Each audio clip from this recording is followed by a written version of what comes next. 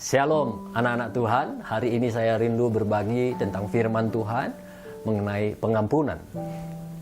Kita dijadikan sebagai anak Tuhan, sebagai pengikut Kristus. Sebenarnya tujuan kita bukan hanya supaya kita diberkati, bukan hanya supaya kita bisa menjadi kaya, bukan.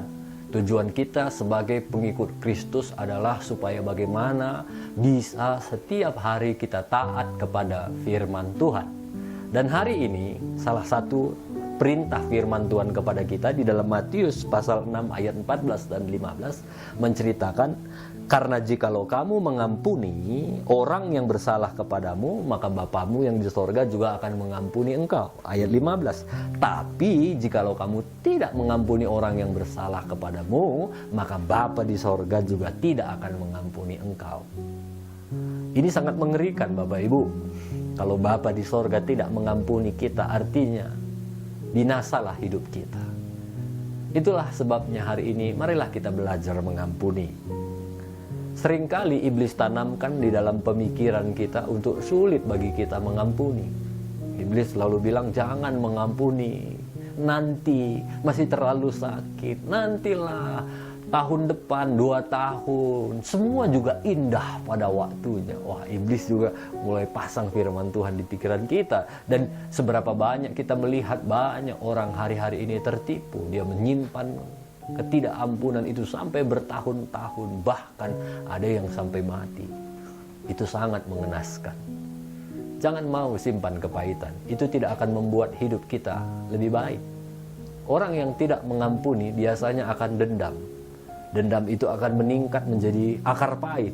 Wah, bayangkanlah kalau sudah ada akar pahit dalam hidup kita. Satu batang pohon itu akan sangat dipengaruhi oleh akar di bawahnya. Akar yang gak kelihatan. Kalau akarnya busuk, mau sehebat apapun batang pohon itu, sebentar lagi batang itu akan ambruk. Sama dengan hidup kita. Kalau di dalam ada akar pahit yang walau orang gak bisa lihat, tapi itu sangat mempengaruhi pohon kehidupan kita. Itu sebabnya Bapak Ibu, lepaskanlah pengampunan. Saya tidak tahu siapa yang menjadi lawan saudara, siapa yang pernah menyakiti hatimu. Mungkin suamimu, mungkin istrimu, mungkin anakmu, mungkin orang tuamu, mungkin edamu, mungkin silihmu, mungkin namborumu, mungkin tulang, mungkin namboru, saya tidak tahu.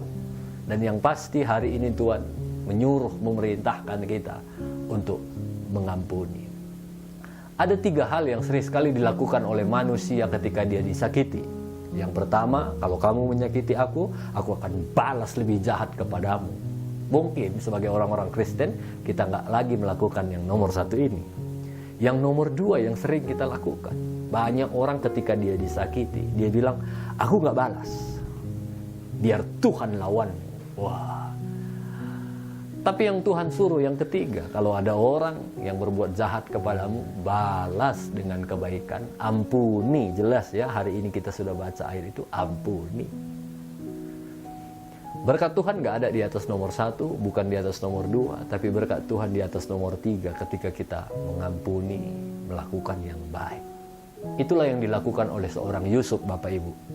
Dia diperlakukan kasar oleh abang-abangnya, dia dimasukkan ke sumur, dia dijual, dia difitnah, masuk penjara, sampai akhirnya dia menjadi seorang perdana menteri. Apakah Yusuf membalas semua perbuatan abang-abangnya? Dia membalaskah perbuatan istri Potifar? Tidak. Terlihat jelas waktu abang-abangnya datang, Yusuf bilang, bang, jangan takut. Dulu memang kalian mungkin mereka-rekakan yang jahat kepadaku, tapi hari ini Tuhan membuat segala sesuatunya menjadi indah. Mungkin banyak orang yang mereka-rekakan tidak baik dalam hidup kita, tapi jangan takut Bapak Ibu. Ada Tuhan. Kalau kita selalu belajar mengampuni, lakukan firman Tuhan, ada Tuhan yang bisa membuat segala sesuatunya menjadi indah. Selamat mengampuni, Tuhan memberkati kita semua. Haleluya.